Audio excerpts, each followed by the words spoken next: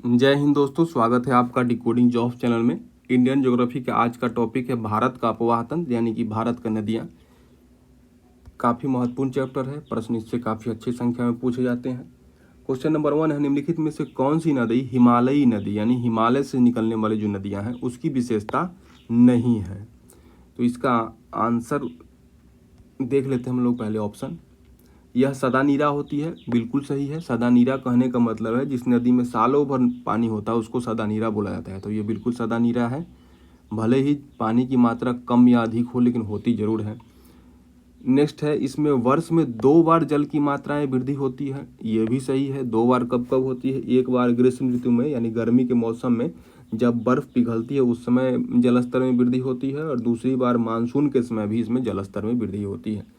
यह नदियाँ मैदानी क्षेत्रों में नौकागम्य होती है। बिल्कुल नाव्य होती है ये, क्योंकि मैदानी क्षेत्रों में ढाल बहुत कम होता है, तो नदियाँ जो है इसमें नौकागम्य होती हैं। नेक्स्ट है, यह अधिकांशतः ज्वार नदमुख यानी एस्चुरी का निर्माण करती है। बिल्कुल गलत है। यह ज्वार नदमुख या एस्चुरी का निर्माण नहीं करती है, बल्कि ये डेल्टा का निर्माण करती है। इसमें नहीं वाला चुनना था, तो इसका आंसर हो जाएगा ऑप्शन डी। हिमालयी नदी और प्रायद्वीपीय नदी में थोड़ा सा अंतर देख लेते हैं। कुछ अंतर हमने लिखा है यहाँ पे। पहला है, यह सदा नीरा होती है और 2 बार जल में मात्राएं वृद्धि होती है। हिमालयी नदी में बिल्कुल वही चर्चा की इसका। प्रायद्वीपीय नदी में वर्षा जल पर यह निर्भर करती है और दक्षिण पश्चिम मानसून से इसको जल की मात्रा प्राप्त होती है, जल में स्तर में वृद्धि होती है। हिमालयी नदी की दूसरी विशेषता है कि इसकी विशाल द्रोणी होती है, जबकि प्रायद्वीपीय नदी की प्रायः छोटी द्रोणी होती है।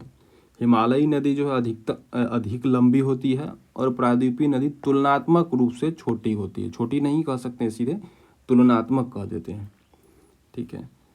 हिमालयी नदी जो है अधिकतर बड़ी नदियों में अपना जल विसर्जन करती है। बिल्कुल बहुत कम ही नदी जो है समुद्र तक पहुंच पाती है।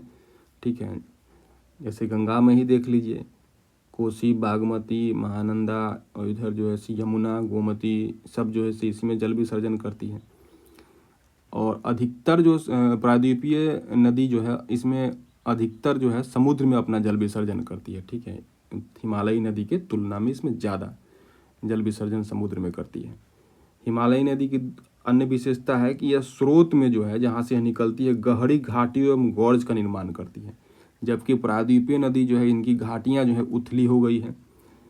हिमालयी नदी जो है नाव्य है, नहीं नौकागम्य है, और प्रायद्वीपीय नदी जो है डेल्टाई भाग में नौकागम्य है, क्योंकि प्रायद्वीपीय नदी जो है जगह जगह जलप्रपात का निर्माण करती है।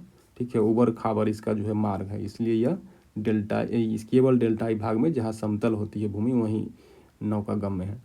हिमालयी नदी जो विसर्प का निर्माण करते हैं। विसर्प कहने का मतलब इस तरीके से जो मियांडर बनाती है, जबकि प्रायद्वीपीय नदी जो है इसका अपवाह रेखीय होता है, रेखीय अपवाह। हिमालयी नदी डेल्टा का निर्माण करते हैं, अभी चर्चा की है, और प्रायद्वीपीय नदी ज्वार नदमुख या एस्चुरी का निर्माण करते हैं। नेक्स्ट क्वेश्चन है, निम्नलिखित में से कौन सी नदी सिंधु नदी तंत्र का हिस्सा नहीं है? इसका आंसर है ऑप्शन डी। यमुना जो है सिंधु नदी तंत्र का हिस्सा नहीं है, बल्कि किसका है? गंगा नदी तंत्र का हिस्सा है। बाकी ये तीनों जो है वो सिंधु नदी तंत्र का हिस्सा है। श्योक जो है ये सीधे सिंधु नदी में मिलती है, और नुब्रा जो है ये श्योक की सहायक नदी है, और सतलज भी जो है सिंधु की सहायक नदी है। तो यानी कि ये तीनों ही सिंधु नदी तंत्र का हिस्सा है। नेक्स्ट क्वेश्चन है, निम्नलिखित में से कौन सी नदी पूर्ववर्ती नदी है? सबसे पहले पूर्ववर्ती नदी कहते किसको है? तो वैसी नदियाँ जो हिमालय के उत्थान से पहले से अस्तित्व में है, यानी काफ़ी पुरानी है, और हिमालय को जो हिमालय क्षेत्र से बहती है वो हिमालय को काट कर अपना मार्ग पर बहती है, तो उसको पूर्ववर्ती नदी बोलते हैं। जैसे इसमें अगर देखा जाए तो इसका ऑप्शन हो जाएगा बी, कोसी नदी जो है वो पूर्ववर्ती नदी है।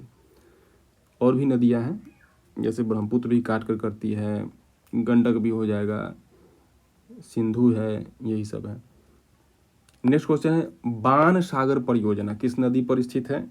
इसका आंसर है ऑप्शन ए, सोन नदी पर स्थित है। कई बार पूछा गया है बाण सागर के बारे में। और भी कुछ देख लेते हैं 2-4, ये भी काफ़ी महत्वपूर्ण और कई बार पूछा गया है। बेतवा जो है, बेतवा नदी पर जो है माता टीला परियोजना है, ये भी कई बार पूछा गया है। रिहंद नदी पर रिहंद परियोजना, ये तो ठीक है। चंबल नदी पर जो है गांधी सागर है जो कि मध्य प्रदेश में है, और 2 महाराणा प्रताप सागर और जवाहर सागर, ये दोनों राजस्थान में है।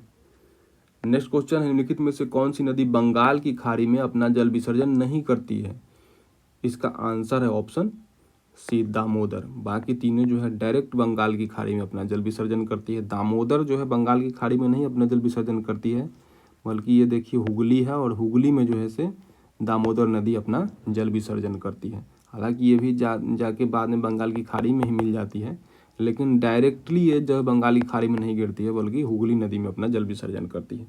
नेक्स्ट क्वेश्चन, निम्नलिखित में से कौन सी नदी डेल्टा का निर्माण करती है? इसका आंसर हो जाएगा ऑप्शन डी, गोदावरी नदी डेल्टा का निर्माण करती है। बाकी तीनों जो है एस्चुरी का निर्माण करती है। नेक्स्ट क्वेश्चन है, मूसी किसकी सहायक नदी है? इसका आंसर है ऑप्शन बी, कृष्णा की सहायक नदी है। कुछ और नदियों के सहायक नदियां देख लेते हैं, काफ़ी महत्वपूर्ण है, कई बार पूछा भी जाता है, पूछा भी गया है। कृष्णा की सहायक नदी कौन कौन सी है? कोयना है, वरना है, पंचगंगा है, घाट प्रभा, माल प्रभा और दूध गंगा। गोदावरी की इंद्रावती है, प्राणहिता, दुधना, मंजरा और पूर्णा है। महानदी की शिवनाथ है, हसदो है, मांद है, ईब और तेल है। तेल ये वाला पूछा गया बीपीएससी में। यमुना की कौन सी है? चंबल है, सिंध है, बेतवा है और केन है। कावेरी पूछा गया है, बाकी भी कई बार पूछा गया है। कावेरी की सहायक नदी है काबिनी है, भवानी जो है, अमरावती है, हिरंगी, हेमावती, शिमशा और अक्रावती है। इसको याद कर लें, काफ़ी कई बार पूछा गया है। नेक्स्ट क्वेश्चन है, बांग्लादेश में ब्रह्मपुत्र को किस नाम से जाना जाता है? इसका आंसर है ऑप्शन बी, जमुना के नाम से जाना जाता है। गंगा नदी को पद्मा के नाम से जाना जाता है। ठीक है, जब ब्रह्मपुत्र को तिब्बत में किस नाम से जाना जाता है? सांगपो नाम से जाना जाता है।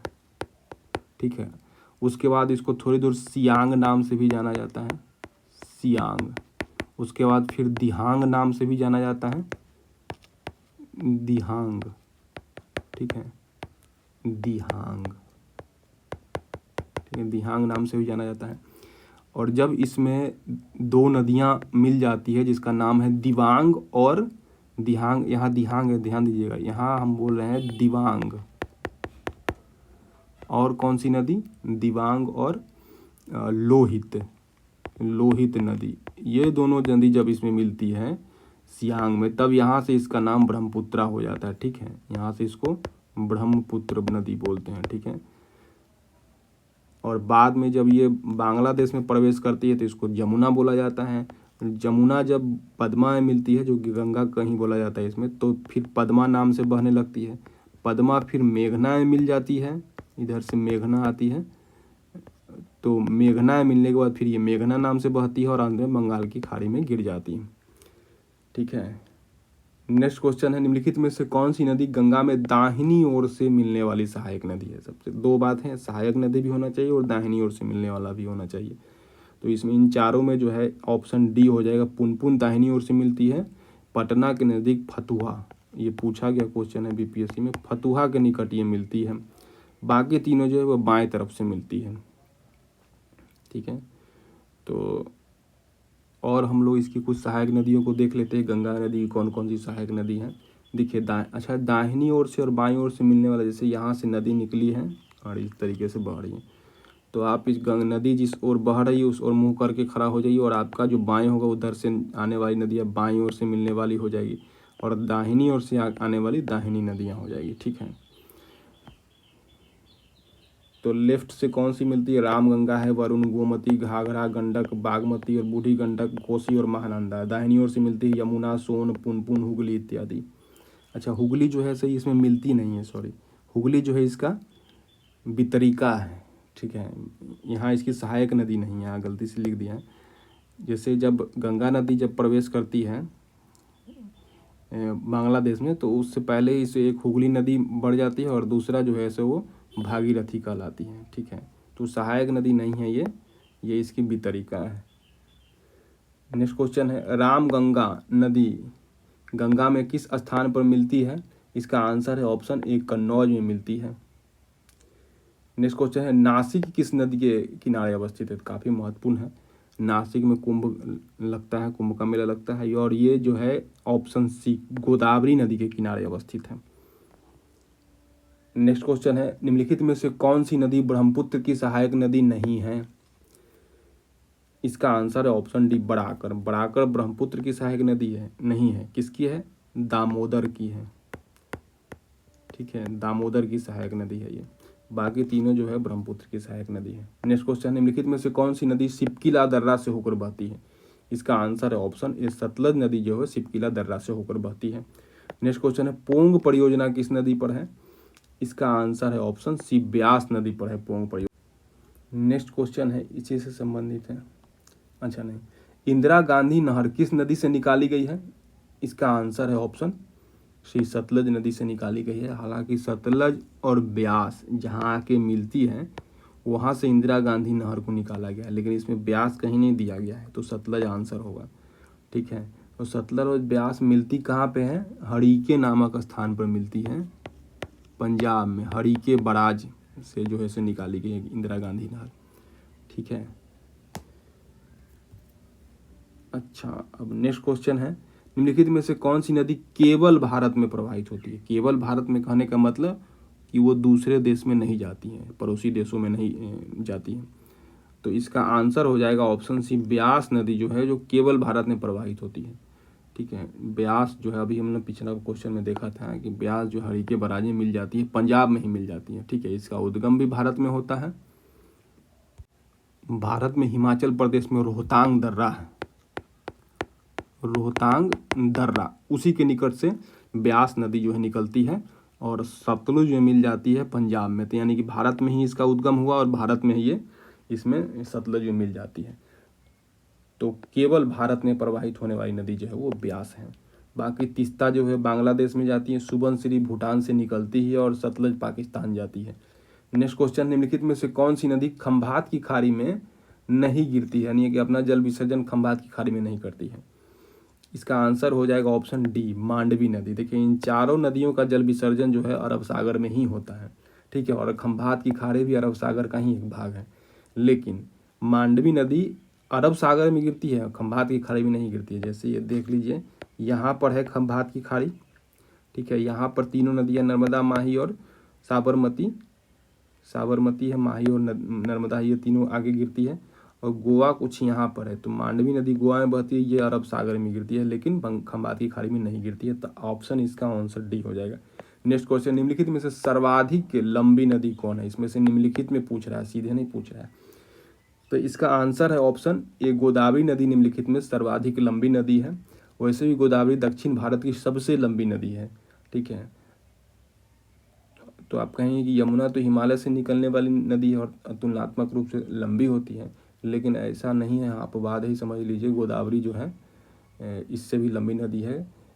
यमुना की लंबाई है 1375 किलोमीटर, ठीक है, और गोदावरी की है 1465 किलोमीटर, इसलिए गोदावरी लंबी नदी है। यही थे कुछ महत्वपूर्ण प्रश्न, फिर इसके दूसरे पार्ट में मिलते हैं। Thanks for watching.